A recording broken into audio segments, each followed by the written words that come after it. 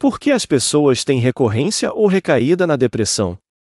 Alguns fatores de risco para a depressão são crônicos e podem, na verdade, piorar com a recorrência dos episódios depressivos.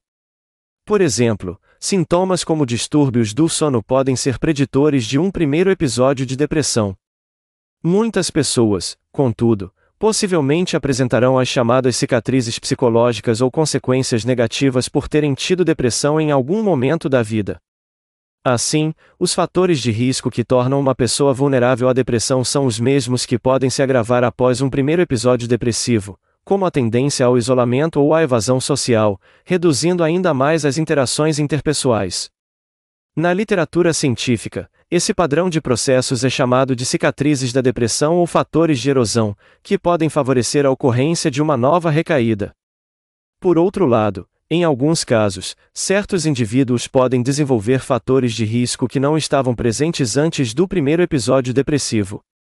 Esses fatores surgem posteriormente, em função de mudanças na maneira de ser e de pensar, através de processos de autopropagação ou autoprovocação.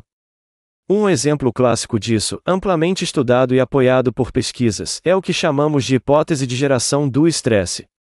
Esse conceito se refere à ideia de que, quando surgem sinais ou sintomas de depressão, o indivíduo acometido por essa condição passa, involuntariamente, a realizar ações que geram ainda mais estresse para si mesmo. A evitação, por exemplo, torna-se um fator central na geração de estresse.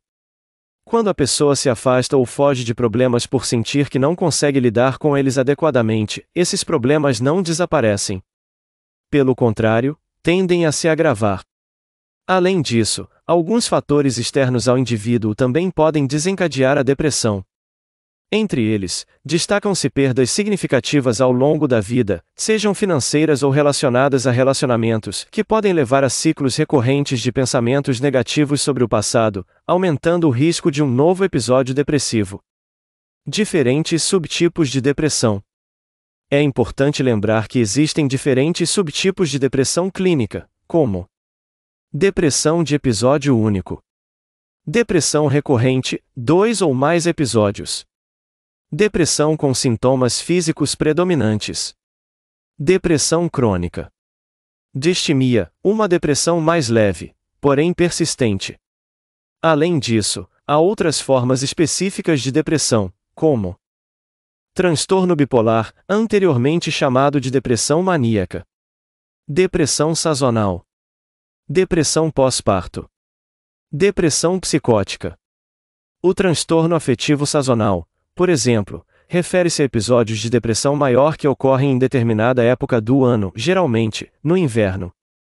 Já a depressão pós-parto, ou perinatal, costuma surgir 1 ou 2 semanas após o parto, manifestando sinais e sintomas da depressão maior. Um aspecto importante dessa condição é que, caso a mãe esteja amamentando, alguns medicamentos prescritos podem ser transferidos para o bebê através do leite materno. Nessas situações, pode ser mais indicado recorrer à psicoterapia como abordagem inicial. A depressão psicótica, por sua vez, combina os sintomas típicos da depressão com pensamentos extremamente desordenados e desconectados da realidade. Indivíduos com esse diagnóstico geralmente recebem tratamento com tranquilizantes ou outros medicamentos para controlar esses padrões de pensamento automáticos e disfuncionais.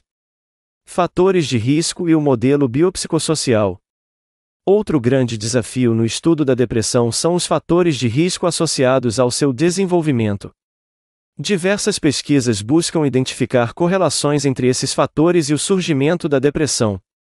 Entretanto, a melhor maneira de investigar esses riscos seria acompanhar um grupo de pessoas antes do primeiro episódio depressivo, mensurando possíveis fatores de vulnerabilidade e monitorando esses indivíduos ao longo do tempo. Esse tipo de estudo longitudinal, no entanto, é extremamente difícil de ser realizado, pois demanda altos custos e grande complexidade metodológica. Atualmente, o modelo estrutural dominante na compreensão da depressão é o modelo biopsicossocial, que considera fatores biológicos, psicológicos e sociais, baseando-se em evidências científicas. 1. Fatores biológicos. Os fatores biológicos da depressão incluem aspectos como gênero, maior prevalência em mulheres; Predisposição genética. Alterações neuroquímicas, produção reduzida de certos neurotransmissores. Condições médicas específicas, como gripe, hepatite, mononucleose e hipotireoidismo. Flutuações hormonais. Uso de medicamentos, ansiolíticos, antihipertensivos e esteroides anabolizantes. Abuso de substâncias, especialmente álcool e maconha, que podem ter efeitos depressivos no sistema nervoso central. 2. Fatores psicológicos. Já os fatores psicológicos da depressão envolvem padrões comportamentais disfuncionais e mal adaptativos, habilidades sociais precárias, baixa assertividade e evitação. Padrões de pensamento negativos, ruminação mental, distorções cognitivas, sentimentos de culpa e fracasso. Crenças centrais disfuncionais, como sociotropia e autonomia. Esquemas desadaptativos iniciais.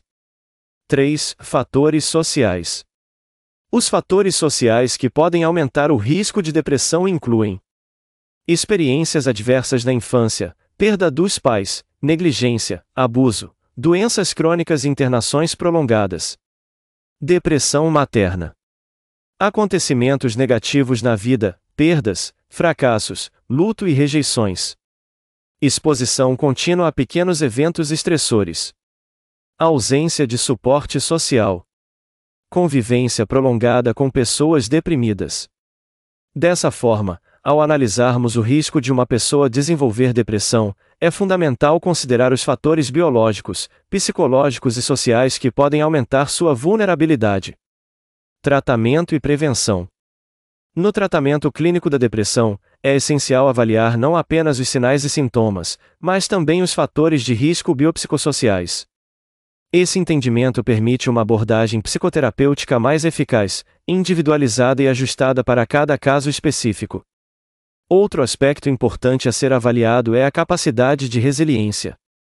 Pesquisas mostram que certos hábitos podem ter um efeito preventivo significativo contra a depressão, como rotina de sono adequada, prática regular de atividade física, alimentação equilibrada, rede de apoio social sólida, intervenção precoce ao primeiro sinal de sofrimento emocional. Esses fatores podem reduzir a probabilidade de um episódio depressivo significativo e contribuir para o bem-estar emocional a longo prazo.